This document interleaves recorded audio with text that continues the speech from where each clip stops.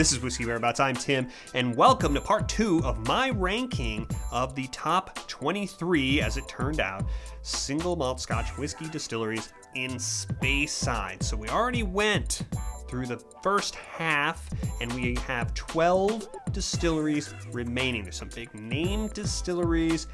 Where will they fall? Let's find out. My whiskey journey has taken me to Scotland and back. I've explored whiskey education, tastings, and distilleries from Islay to Speyside.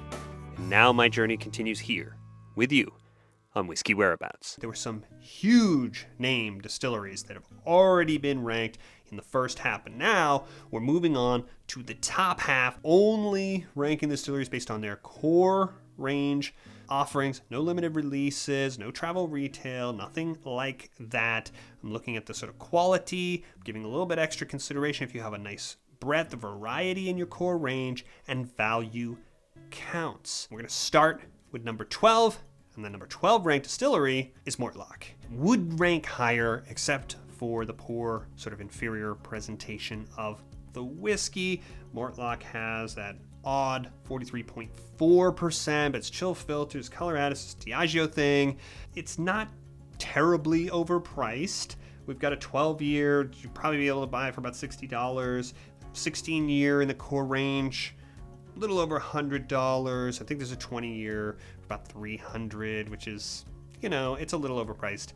But we've got whiskey here that is pretty solidly distinctive, that has a character, that odd distillation process, and there's something about Mortlach that is very Mortlach-y, and so having a distinctive character. Next up, Balvenie is a distillery that has a slightly more crafty kind of focus and presentation than its fellow sort of sister distillery, the mothership next door, Glenfiddich. But again, we've got some pretty poorly presented whiskeys in the mix. That double wood 12 year, it's 40% chill filtered, so color added whiskey, very, very sort of basic stuff. 14-year, the Caribbean cask, that sweet sort of rum cask, got a better presentation, it's like 43%. The French oak is 16 year, it's got a pretty solid presentation on the ABV. The thing they all have in common is that they're all overpriced. And for example, that 14-year is probably $15 more than, say, Glenmorangie 14-year. I mean, it's a port cask, it's not one for one, but that's better presented whiskey, certainly. So we've got sort of an overpriced core range from Balvenie. So how is it knocking on the door of the top 10? It's the single barrels. That's, to me, what has given it a little boost here and placed it where it is.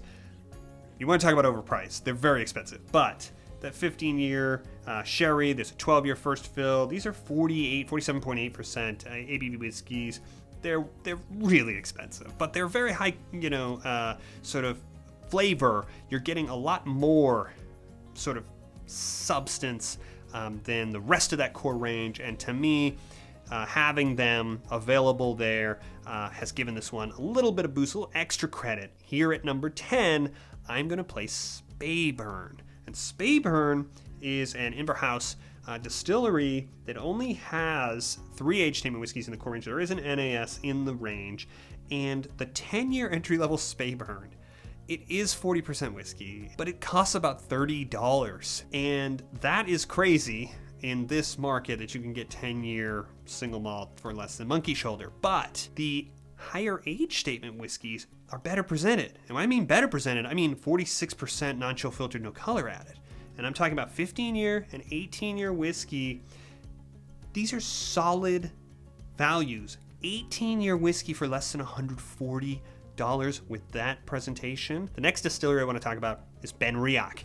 And this is a core range that is somewhat sort of unusual for a Speyside distillery, in that we've got those sort of smoky alternatives to the lower age statement. There's the 10-year, the smoky 10, the 12-year, the smoky 12. Then we move on, there's a 16, there's a 21, and on up. We've got 46% non-chill filtered, no color added whiskey here, with some nice age statements. Even with these sort of lower, sort of younger age statement whiskeys, Dr. Barry has prepared a nice sort of vatting with multiple sort of exotic cask influences. We've got something to unpack here. We've got something interesting. these are whiskeys that are pretty solid value. I'm looking at 12-year whiskeys. The price is a little different depending if you get smoky or non, but less than $70. A 21-year whiskey that is in the neighborhood of $200. This is pretty solid value. Next up, I'm going to talk about a distillery that's sort of a model student, right? Checks all the boxes on the scorecard across the core range, and that distillery is Altmore. And this is a distillery with 3 whiskeys in the core range: 12-year, 18-year, 21-year. They're all 46%. They're all non-chill filtered. They're all no color added. Pretty good examples of sort of Speyside kind of whiskeys with nothing to complain about here at number 8. Okay, as we move on, there's a lot of big fish still out there. Here's one of them. Is this time for a little controversy? I'm gonna go here at number 7 with Apple Hour. The Apple Hour Distillery core range is not well presented. We've got 12-year, 14-year, 16-year, 40% whiskeys. They're poorly presented. I think the 18 year is 43%. Good news is, though, they're all overpriced. $100 40% 14-year whiskey here and up. So what are we doing? Why do we have this distillery leapfrogging the last couple, especially as we're getting deeper into the top 10?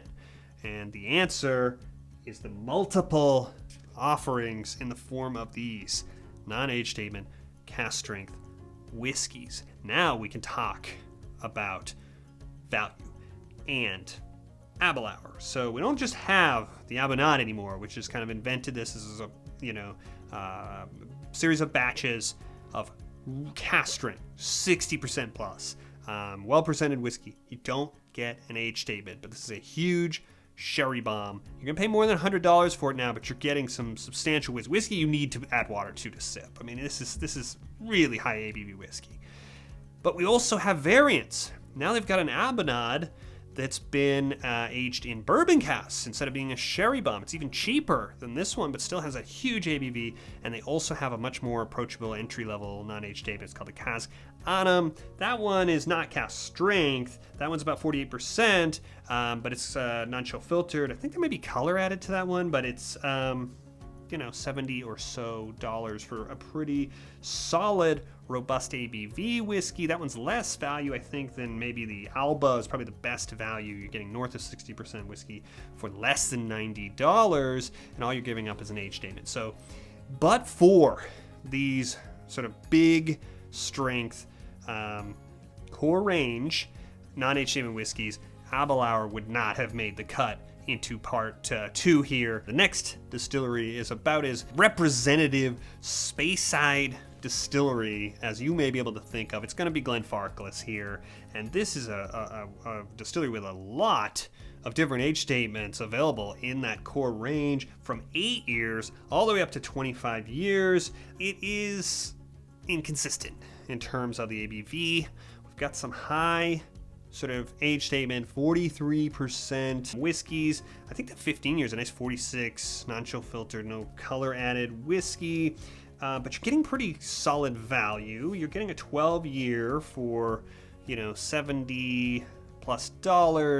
Nothing really spectacular about that, but a 5-year age statement for about $300.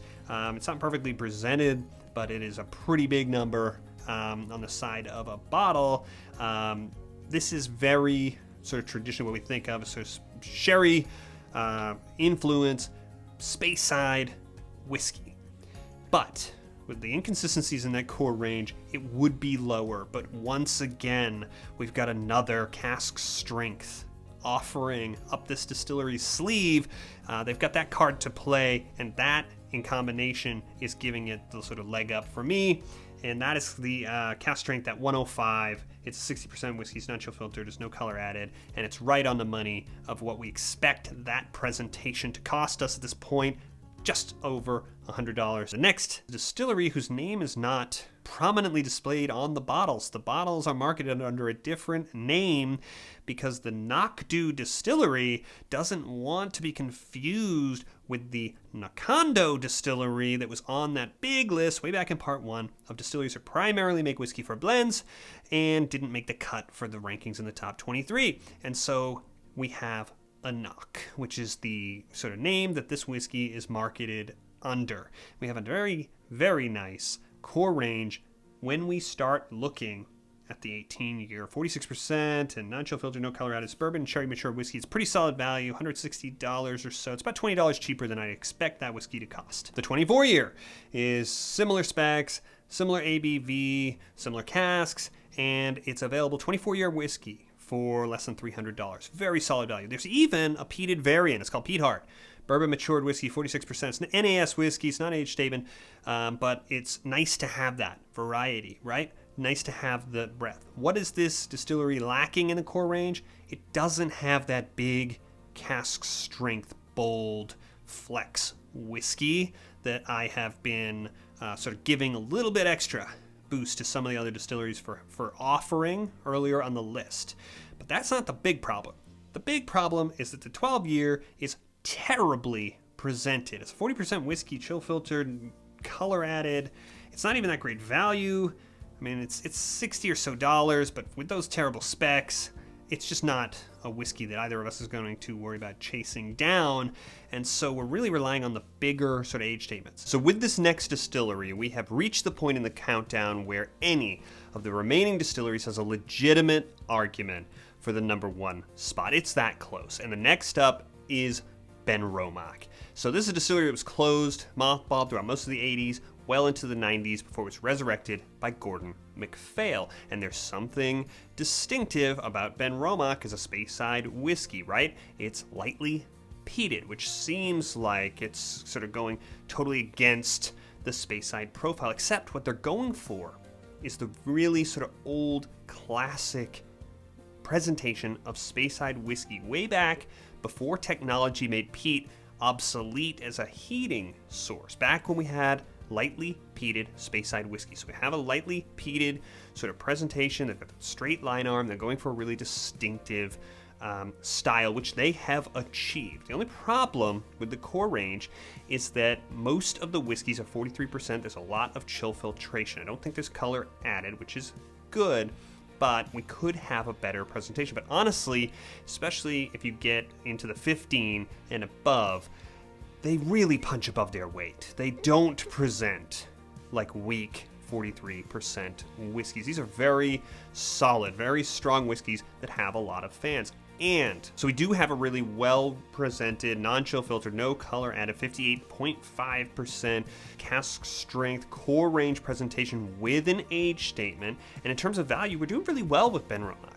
There's solid value here. Again, with the asterisks that you're buying 43% whiskey, but you're getting, about $100 on a 15-year, and the 21 can be bought for the price or less than the price of a lot of 18 years. As we enter the top 3, it's a distillery with a profile that is all its own. Call it dirty, meaty, whatever it is distinctively Craigellachie. So Craigellachie here has the worm tubs, has the straight line arms. They're doing what they can to impart this particular quality in the whiskey. Has to age a little bit longer, right? We've got a little bit of a higher age statement. It's 13, 17 rather than 12s and 15s. We have 46% non-chill filtered whiskey here with 13, 17, 23. There's even a 33-year age statement here. There is a problem with the 13, has the color added. The 17 does not. And we have a pretty solid value here for what you're getting for that 13, of about $70 or so. You're going to pay another $100 probably for that 17-year. It's a special whiskey. I don't know that I would say that it is a bargain or a specific value just on the dollars, but it's a very special whiskey that is not outrageously priced for the 17-year. At number 2, it has sort of taken its place as the sort of go-to, in my mind, and a lot of people talk about, sherry matured sort of distillery brand. The worthy sort of alternative to Macallan, and a distillery with a pretty deep bench of offerings in terms of the type of whiskey that they make, which is all sherry matured, sherry influenced whiskey. And this distillery, Tamdhu, is one that has but one sort of weakness in the core range. But let's talk about what's working first. We've got a 15-year, 46% non-chill filtered, no color added. There's an 18-year, about $200. Yeah, it's a little high, but it's pretty close to right on the money for 18-year these days. Okay, but they also have that big cask strength card to play. The batch strength comes out batch by batch, 59 and change. It's non-age statement, but you're getting this rich and robust offering that really shows you how bold this whiskey can be. The way it's presented, you can adjust it down with the water. It's really nice to have that offering. The 12-year has two problems with it. One is it's weakly presented, 43%. The other is overpriced. I reviewed it on the channel not too long ago. Check it out up here if you haven't seen it. $75 is a lot of money to pay for that bottle with the specs, but it is another whiskey similar to some of the 43% whiskeys that I talked about from Ben Roma that punches above its weight, that really doesn't feel poorly presented. And when I think about this distillery among its Speyside cousins, I'm thinking about something with big, strong sort of batch strength, sort of representative in the sort of core range offerings, with a age statement that really performs at whatever level you want to be on if you want that type of big, rich sort of sherry whiskey experience. And if you've been paying attention and you watched both parts, you know which one's missing. I'm going to place Craigellachie. The Craigellachie core range is broad. 8-year age statement, 12-year, 15, 18, there's higher, there's 21, there's 30. Craigellachie's not going to have any inferior presentations here, okay? We're going to have 46% on-chill filtered, no color added whiskey. We're going to have one of those big cask strength offerings here. The 10-year comes out every year, batch by batch, 59.8% whiskey with a 10-year age statement for about $100. So it's in the same class as those other big sort of cask strength whiskeys that we've talked about before from other distilleries. Same sort of price category, but with a 10-year age statement. This bottle is one of the best values, single bottle with Speyburn accepted on this list. So huge boost there. And you know the knock on this distillery, and it's that we don't have the real Billy Walker Craigellachie distillery spirit available to us yet, except we do. We have the Michael Tour now. We have 5-year age statement whiskey that has been branded under a different name, the Michael Tour, because it is a peated variant. So we've got the peated whiskey has reached market first under the 5-year age statement since the 2017 takeover of the distillery. So that is our sort of preview.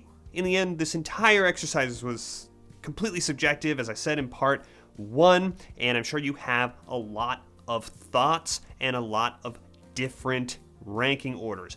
Put them in the comments. Let us all take a look at them. We can all go back and forth. And in the meantime, if you haven't subscribed, make sure you hit this big button and do so. We're working towards 2,000 subscribers on the channel. When I get there, I am going to do a special episode. I've got a very special bottle. Remember, Lagavulin, cask strength, Mexico. Those are the hints. We're getting to that goal. When we do, we're going to have a pretty special bottle and a comparison to pair it with here on the channel. And in the meantime, I will see you on the next one.